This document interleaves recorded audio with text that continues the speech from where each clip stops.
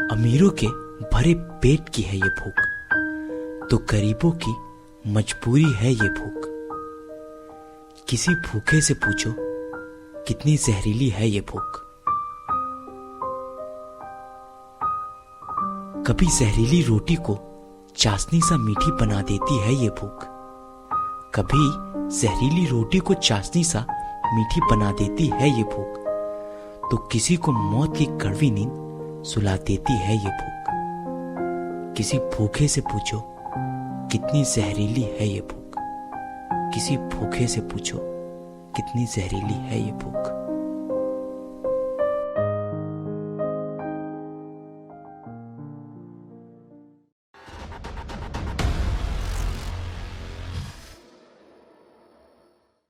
नमस्कार, NI news पर आप सभी का स्वागत है। मैं हूं शिवम और आज का विषय काफ़ी गंभीर है। विषय है ग्लोबल हंगर इंडेक्स यानी कि भुखमरी का। आज हम बात करेंगे ग्लोबल हंगर इंडेक्स की, इसकी रैंकिंग की, इसके सॉल्यूशंस की और इसके इफेक्ट्स की, और देखेंगे इसके इफेक्ट्स नेपाल, इंडिया और साउथ एशियन कंट्रीज़ पर। तो सबसे पहले बात करेंगे नेपाल की, क्योंकि साउथ एशियन रीजन में नेपाल ग्लोबल हंगर इंडेक्स में एक बड़ा धुरंधर निकलकर सामने आया है। क्योंकि नेपाल साउथ एशियन रीजन में सबसे अच्छा इंप्रूवमेंट करने वाला एक देश बन चुका है। अगर हम 2002 में देखें तो नेपाल का ग्लोबल हंगर इंडेक्स 36.8 था और आज 2020 में ये 19.5 है, जो कि काफ़ी अच्छा और बड़ा इंप्रूवमेंट है इस सदर्न एशियन रीजन में, जिसके लिए नेपाल के लिए एक राउंड ऑफ अप्लॉज तो बनता है, क्योंकि सदर्न एशियन रीजन में नेपाल का इंप्रूवमेंट सभी कंट्रीज से सबसे अच्छा रहा है। और इस सदर्न एशियन रीजन को देखें तो नेपाल के बाद सबसे अच्छा इंप्रूवमेंट बांग्लादेश का रहा है, उसके बाद पाकिस्तान का रहा है, उसके बाद चाइना का, और सबसे पुअर इंप्रूवमेंट इंडिया का रहा है। तो हम बात करेंगे कि नेपाल ने इस सदर्न एशियन रीजन में इतना अच्छा इंप्रूवमेंट कैसे किया। तो वीडियो को पूरा ज़रूर देखें, क्योंकि इसकी इन्फॉर्मेशन काफ़ी ज़्यादा शॉकिंग है और काफ़ी ज़्यादा इन्फॉर्मेटिव है। और साथ ही अगर आपने चैनल को सब्सक्राइब नहीं किया तो चैनल को अभी सब्सक्राइब कर लीजिए। तो इन चीज़ों को डीपली जानने के लिए हमको सबसे पहले समझना पड़ेगा कि क्या है global hunger index. Global hunger index यानी कि GHI। Global hunger index 3 word से बना है।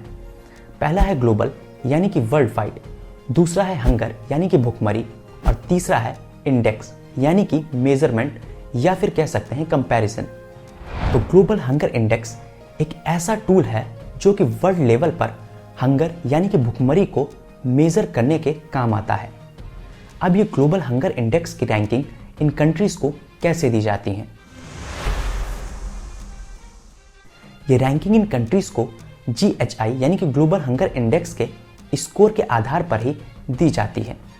यानी कि जितना कम GHI उतनी कम भुखमरी और उतनी अच्छी ही कंट्री की रैंक। अब ये GHI का स्कोर या फिर नंबर कैलकुलेट कैसे किया जाता है? तो GHI 3 स्टेप में कैलकुलेट होता है। सबसे पहला स्टेप होता है कंट्रीज की 4 वैल्यूज को डिटरमाइन करना, यानी कि उन 4 वैल्यूज को खोजना, जो कि है अंडर नरिशमेंट। इसमें देखा जाता है कि कितनी पॉपुलेशन अंडर नरिश्ड है, यानी कि वो एक कैलोरीज से कम कैलोरीज कंज्यूम कर रही है और उन्हें उतना खाने को नहीं मिलता है। दूसरी चीज़ होती है चाइल्ड वेस्टिंग।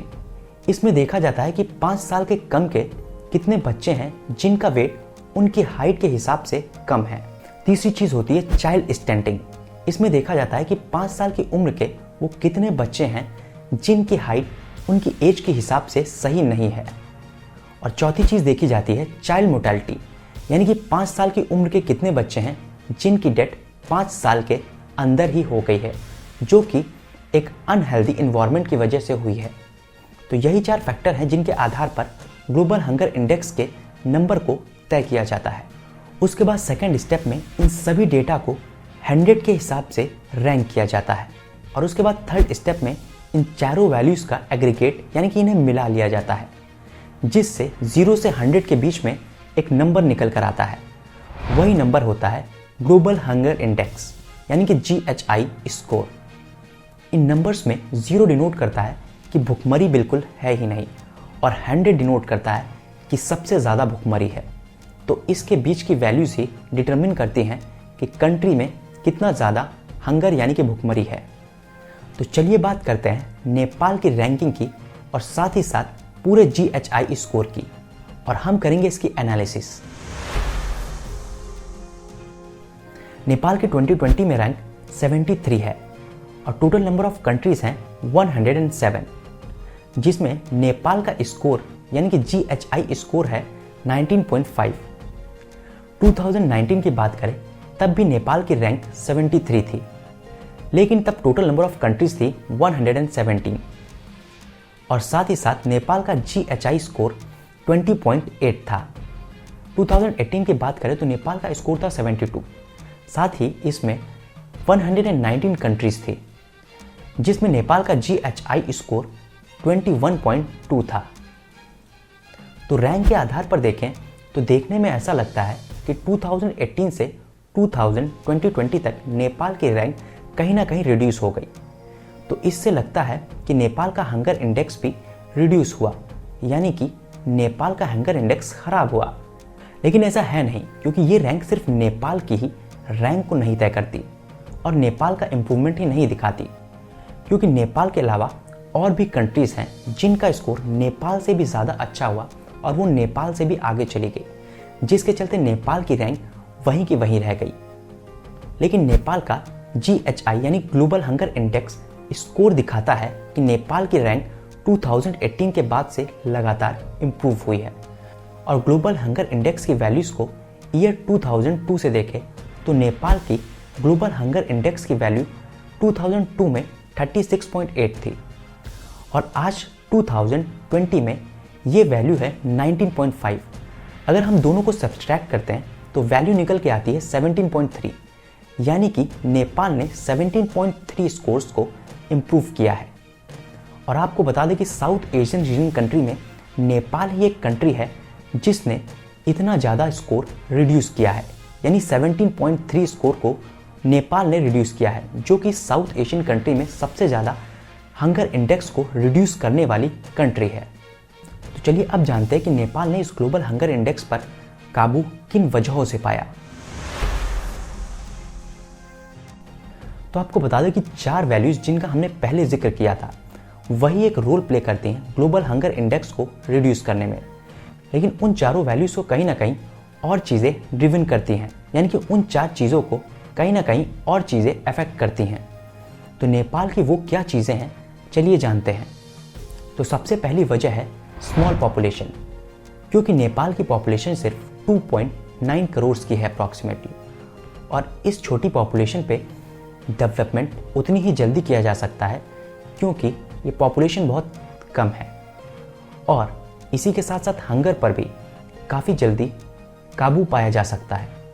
देखा जाए तो नेपाल इंडिया के कंपैरिजन में बहुत जल्दी डेवलप कर सकता है, क्योंकि नेपाल के पास एक छोटी पॉपुलेशन है और एक छोटा एरिया है।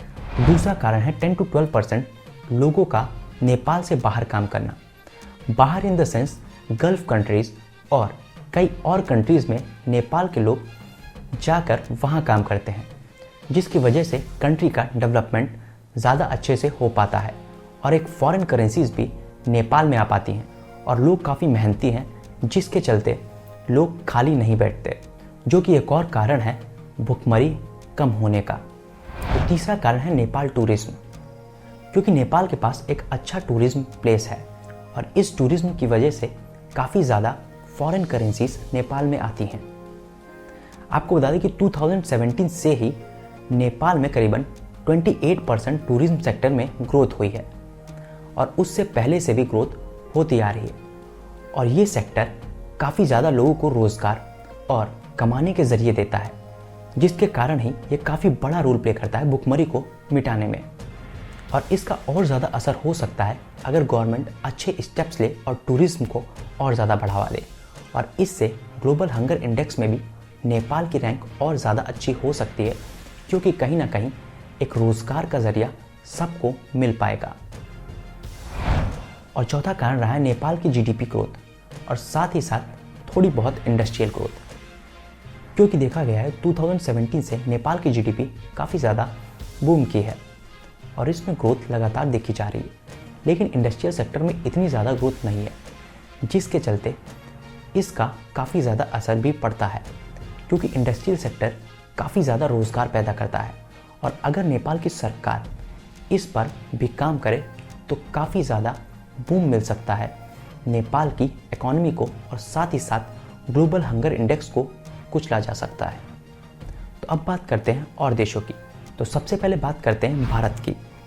भारत की रैंक 2020 में 94 थी, साथ में इसका GHI 27.2 था। 2019 में देखें तो इंडिया की रैंक थी 102, साथ ही GHI स्कोर था 30.3। 2018 में देखें तो इंडिया की रैंक थी 103, साथ ही स्कोर था 31.1। यानी कि देखें तो इंडिया ने भी रैंक में कहीं ना कहीं इम्प्रूवमेंट किया है और साथ ही साथ GHI स्कोर में भी इम्प्रूवमेंट किया है, लेकिन ये इम्प्रूवमेंट इतने बड़े नहीं हैं, ये इम्प्रूवमेंट काफ़ी छोटे हैं।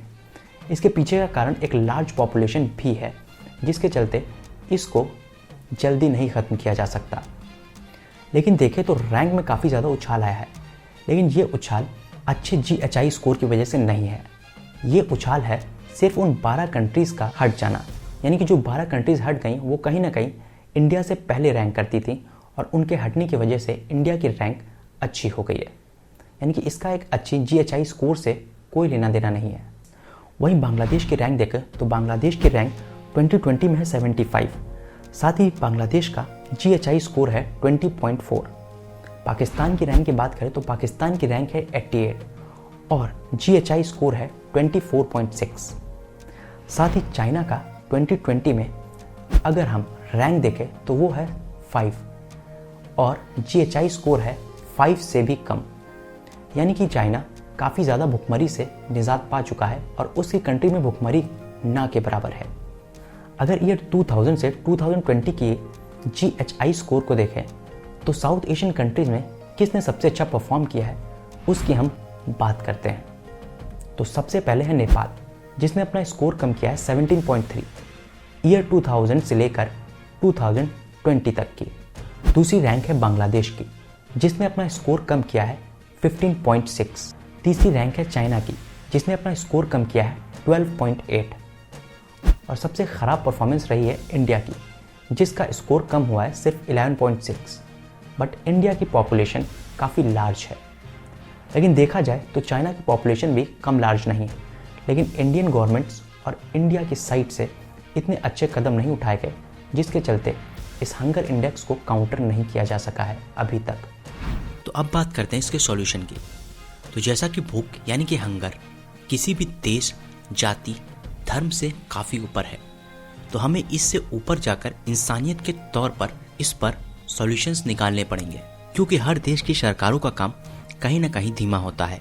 तो हम इसे अपने लेवल पर भी सॉल्व कर सकते हैं। हमें सिर्फ करना यह है कि अगर आप कभी भी किसी भूखे को देखते हो तो उसे एक वक्त का खाना तो ज़रूर खिला दो। खाना नहीं तो जो हो सके अपनी तरफ से वो ज़रूर करना चाहिए। मैं पर्सनली किसी बच्चे को भूखा देखता हूँ तो मैं ज़रूर उसकी मदद करता हूँ जिस हिसाब से मैं मदद कर सकता हूँ। और मैं चाहता हूँ कि आप सब मिलकर एक छोटा सा ये इनिशिएटिव लें कि आपके पास कुछ भी हो वो खाने को दे सकते हैं किसी भूखे को। इससे हम एक बहुत बड़ी चेन बना सकते हैं जिससे हंगर पर काफ़ी हद तक काबू पाया जा सकता है, क्योंकि इंसानियत के तौर पर हम किसी को एक वक्त का खाना तो खिला ही सकते हैं। और अगर ये हर एक आदमी करने पे आया तो भुखमरी पूरी दुनिया से गायब हो जाएगी। बस हमारी ओर से थोड़ी इंसानियत दिखाने की बात है। तो जिसने भी चैनल सब्सक्राइब नहीं किया है, चैनल को अभी सब्सक्राइब कीजिए, साथ में बेल के आइकन को ज़रूर दबाएं ताकि लेटेस्ट अपडेट आप लोग को मिल सके। वीडियो पूरी देखने के लिए धन्यवाद। और अगर वीडियो आपको अच्छी लगी हो तो इसे लाइक कीजिए, साथ ही इसे ज़्यादा से ज़्यादा अपनी फैमिली और फ्रेंड्स तक शेयर कीजिए। तो आज की इस वीडियो में बस इतना ही। मिलते हैं नेक्स्ट सैटरडे को एक नई वीडियो के साथ। तब तक के लिए धन्यवाद। NI news.